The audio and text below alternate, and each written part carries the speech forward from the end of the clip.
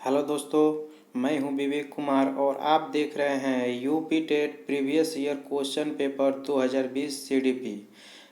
अगर आप चाहते हो कि ऐसा वीडियो मेरे पास सबसे पहले पहुंचे तो कृपया मेरे चैनल को लाइक और अपने दोस्तों के साथ शेयर करें और मेरे चैनल को सब्सक्राइब कर बेल आइकन घंटी को प्रेस करना ना भूलें। ठीक है, चलिए क्वेश्चन के तरफ चलते हैं हम लोग। किसने बहुविमात्मक प्रज्ञा का प्रत्यय दिया?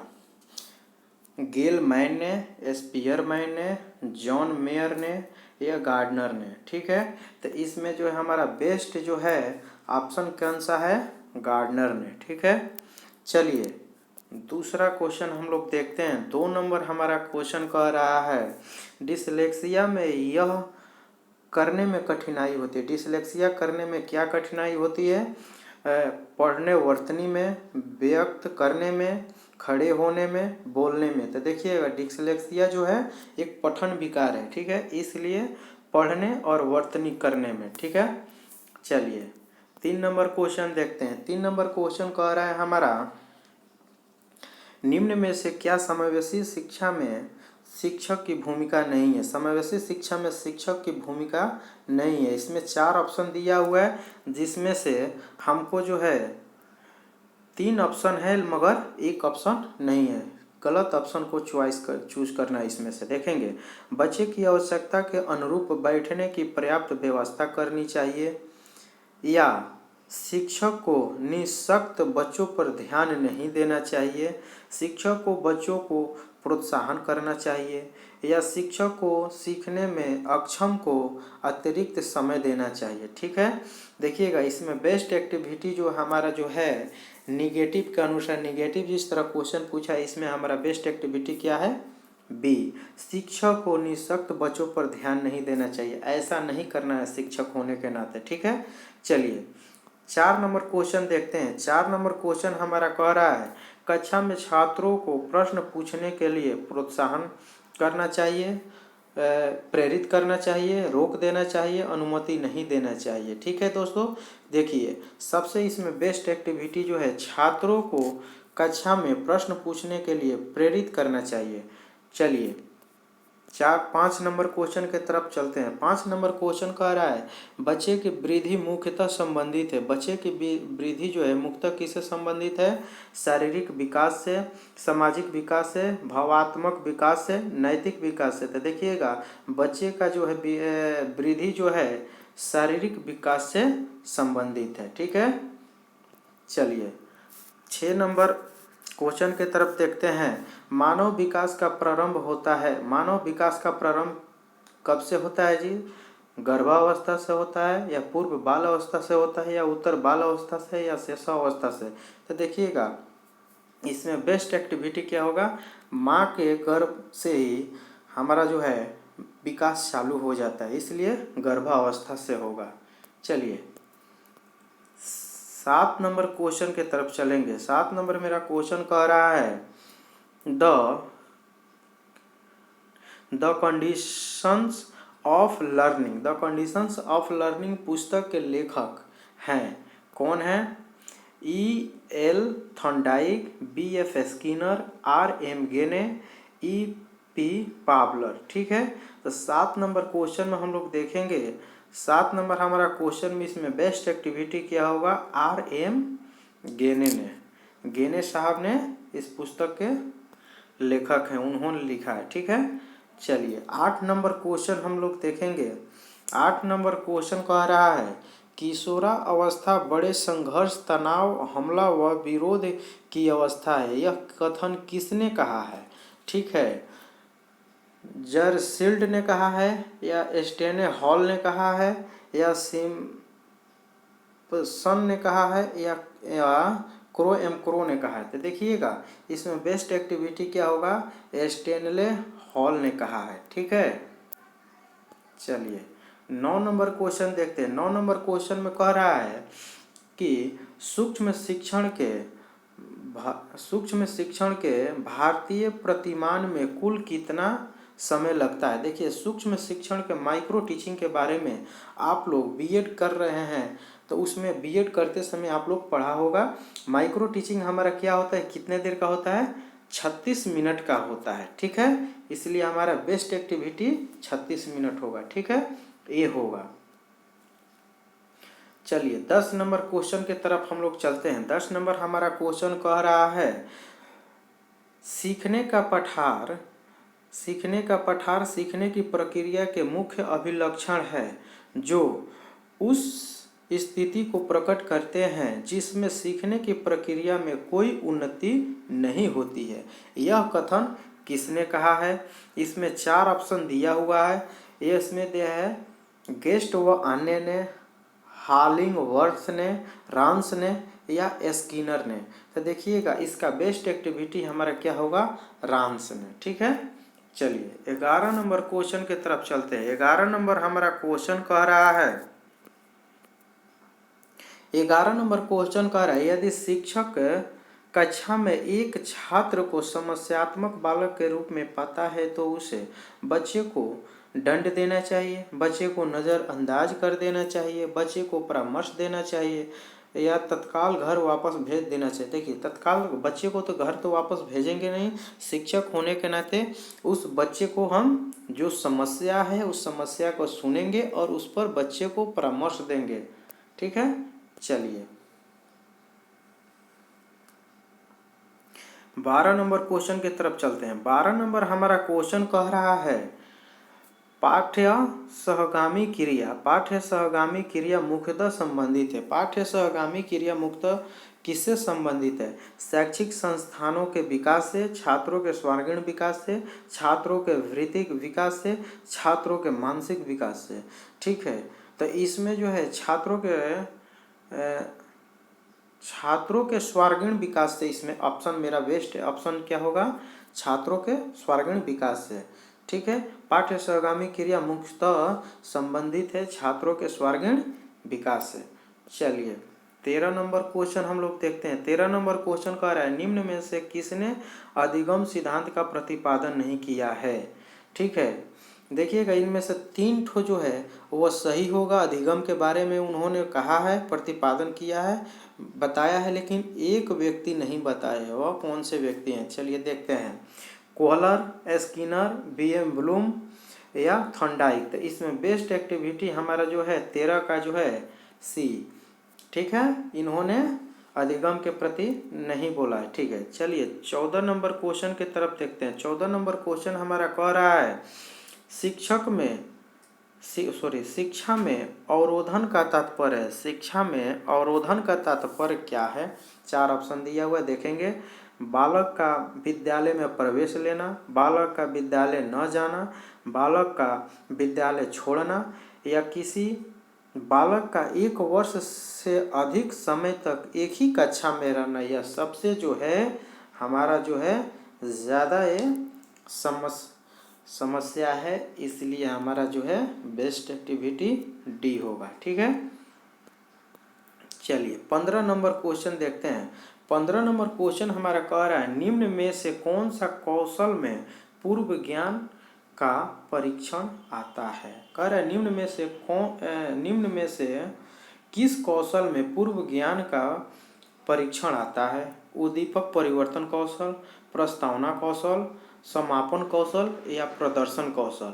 तो देखिएगा इसमें जो है बेस्ट एक्टिविटी हमारा जो होगा वह प्रस्तावना कौशल होगा। 15 का बी। ठीक है, चलिए 16 नंबर क्वेश्चन देखते हैं। 16 नंबर क्वेश्चन में कह रहा है स्तंभ ए और स्तंभ बी को सुमेलित कीजिए। स्तंभ ए में दिया है एनिमल इंटेलिजेंस, पुनर्बलन की अनुसूची, सार्वभौमिकता का नियम या अनुकूलन।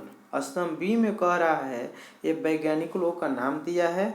ठीक है, किसने कहा है क्या, इसको मिलान करना है। इसमें कह रहा है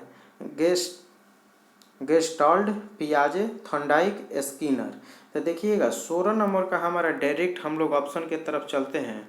16 नंबर का हमारा बेस्ट एक्टिविटी क्या होगा, डी। ठीक है, चलिए एक्सप्लेन करने का अभी उसमें पूरा वक्त है। ठीक है, अभी केवल आप लोगों को प्रैक्टिस करा रहे हैं, जब एक्सप्लेन करेंगे तो एक एक चीज़ का आपको एक्सप्लेन करके हम बताएंगे। चलिए 17 नंबर क्वेश्चन कह रहा है विकास कभी न समाप्त होने वाली प्रक्रिया है, यह कथन विकास के किस सिद्धांत से संबंधित है? अंतःक्रिया का सिद्धांत है, एकीकरण का सिद्धांत है, अंतः संबंध का सिद्धांत है या निरंतरता का सिद्धांत है?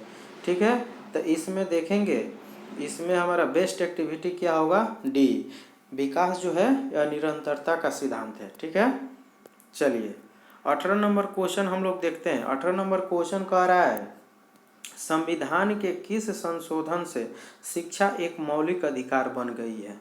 66वें संशोधन से, 25वें संशोधन से, 92वें संशोधन से, 22वें संशोधन से? देखिएगा इसमें बेस्ट एक्टिविटी जो होगा हमारा वह 66वें संशोधन होगा। ठीक है, चलिए 19 नंबर क्वेश्चन देखते हैं। 19 नंबर क्वेश्चन में कह रहा है अभिप्रेरणा के मूल प्रवृत्ति सिद्धांत के प्रतिपादक थे। अभिप्रेरणा के मूल प्रवृत्ति सिद्धांत के प्रतिपादक कौन थे? देखिएगा इसमें कह रहा है मैकडूगल, ब्राहम मॉस्लो, सिम्पसन या विलियम जेम्स। तो देखिएगा इसमें जो है मैकडूगल होगा। इसमें बेस्ट क्या होगा? अभिप्रेरणा के प्रति किसने दिया है प्रतिपादन? मूल प्रवृत्ति सिद्धांत किसने दिया? मैकडूगल ने। चलिए 20 नंबर क्वेश्चन देखते हैं। 20 नंबर क्वेश्चन हमारा कह रहा है विकास की किस अवस्था को कोल तथा ब्रूस ने संवेगात्मक विकास का अनोखा काल कहा है? यानी किस अवस्था को, विकास के किस अवस्था को अनोखा काल कहा है? ठीक है, देखोगे शैशवावस्था, बाल अवस्था, प्रौढ़ावस्था, किशोरावस्था। तो इसमें जो है बाल अवस्था को जो है कहा है अनोखा काल। चलिए 21 नंबर क्वेश्चन देखते हैं। 21 नंबर क्वेश्चन कह रहा है व्यवहार के कारण व्यवहार में परिवर्तन ही अधिगम है। व्यवहार के कारण व्यवहार में परिवर्तन ही अधिगम है, यह किसने कहा है? ठीक है, यह किसने कहा है? वुडवर्थ ने, गिलफोर्ड ने, स्किनर ने, क्रो ने। तो देखिएगा इसमें बेस्ट एक्टिविटी क्या हो गया? गिलफोर्ड ने। चलिए 22 नंबर क्वेश्चन में फिर कह रहा है इसमें यहाँ पर स्तंभ ए और स्तंभ बी को सुमेलित कीजिए।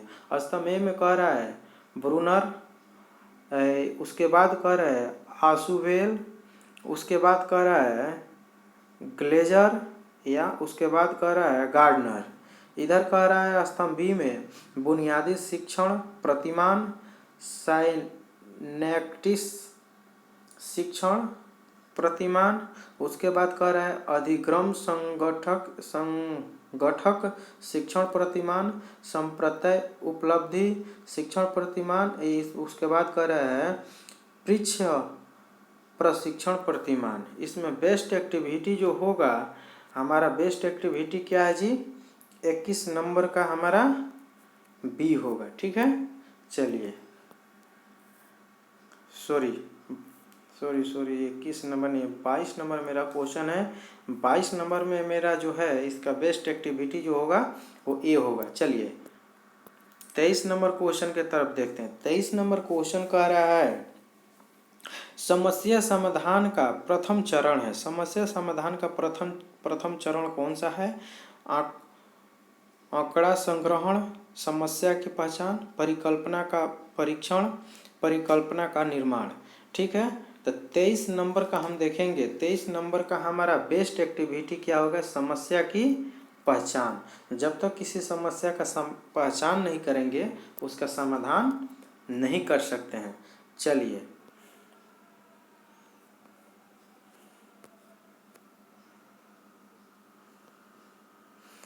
उसके बाद में कह रहा है हमारा 24 नंबर बालकों का अधिगम सर्वाधिक प्रभावशाली होगा जब पढ़ने लिखने एवं गणितीय कुशलताओं पर ही बल होगा। उसके बाद कह रहे बालकों का संज्ञानात्मक, भावात्मक तथा मनोचल पक्षों का विकास होगा। शिक्षक व्यवस्था एकाधिकारवादी होगी या शिक्षक अधिगम प्रक्रिया में आगे होकर बालकों का निष्क्रिय रहेगा। ठीक है, तो इसमें देखेंगे, इसमें बेस्ट एक्टिविटी जो है हमारा क्या होगा, बालकों का संज्ञानात्मक, भावात्मक तथा मनोचालक पक्षों का विकास होगा इसमें। ठीक है, इसलिए हमारा आंसर हो गया बी। चलिए उसके बाद कह रहा है स्मृति स्तर एवं बोध स्तर के शिक्षण प्रतिमान की संरचना में कौन सा सोपान उभयनिष्ठ है, कौन सा सोपान उभयनिष्ठ है। ठीक है, सामान्यीकरण, अन्वेषण, प्रस्तुतिकरण या तैयारी। ठीक है, तो इसमें बेस्ट एक्टिविटी क्या होगा, प्रस्तुतिकरण। ठीक है, चलिए 26 नंबर क्वेश्चन की तरफ देखते हैं। 26 नंबर क्वेश्चन कह रहा है निम्न में से किस सिद्धांत को पुनर्बलन का सिद्धांत भी कहते हैं। निम्न में से किस सिद्धांत को पुनर्बलन का सिद्धांत भी कहते हैं। शास्त्रीय अनुबंधन सिद्धांत, उद्दीपक अनुक्रिया सिद्धांत, सूझबूझ का सिद्धांत, क्रिया प्रसूत अनुबंधन का सिद्धांत। ठीक है, 26 नंबर में देखेंगे, 26 नंबर में हमारा जो है बेस्ट एक्टिविटी क्या होगा, क्रिया प्रसूत अनुबंधन का सिद्धांत। ठीक है,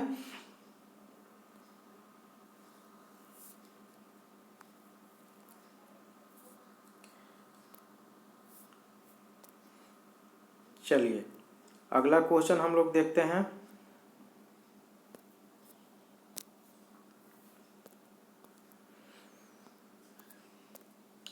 अगला क्वेश्चन कह रहा है निम्न में से कौन सी अवस्था ब्रूनर के संज्ञानात्मक विकास सिद्धांत का अंग नहीं है, यानी ब्रूनर से संबंधित है। ठीक है, ये कह रहा है अंत प्रज्ञ अवस्था, प्रतिबिंबात्मक अवस्था, संकेतात्मक अवस्था, और उसके बाद में कह रहा है क्रियात्मक अवस्था। तो इसमें देखेंगे, इसमें बेस्ट इसमें से नहीं है, यानी 3 ठो है, एक नहीं है। तो इसमें जो है यह अंत प्रज्ञ अवस्था यह नहीं है। ठीक है, चलिए 28 नंबर हम लोग क्वेश्चन कह रहे हैं। 28 नंबर क्वेश्चन में कह रहा है मॉरिसन ने बोध स्तर के शिक्षण प्रतिमान में 5 पदों का वर्णन किया है।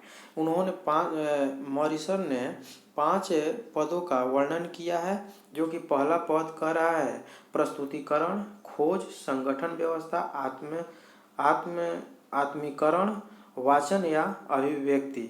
देखिएगा इसमें जो 28 नंबर में जो है बेस्ट एक्टिविटी जो हमारा जो होगा वो क्या होगा, बेस्ट एक्टिविटी जो होगा हमारा इसमें से बी होगा।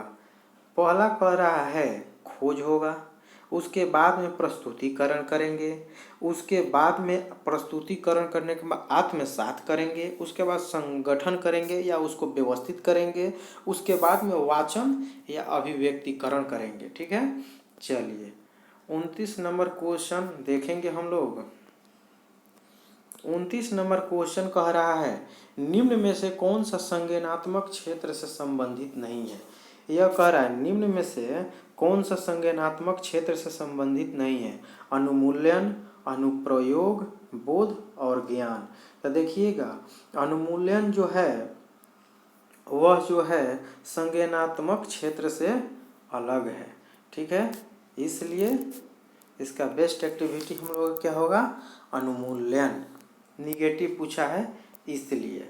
चलिए उसके बाद 30 नंबर क्वेश्चन हमारा कह रहा है निम्न में से कौन सा अधिगम का वक्र नहीं है।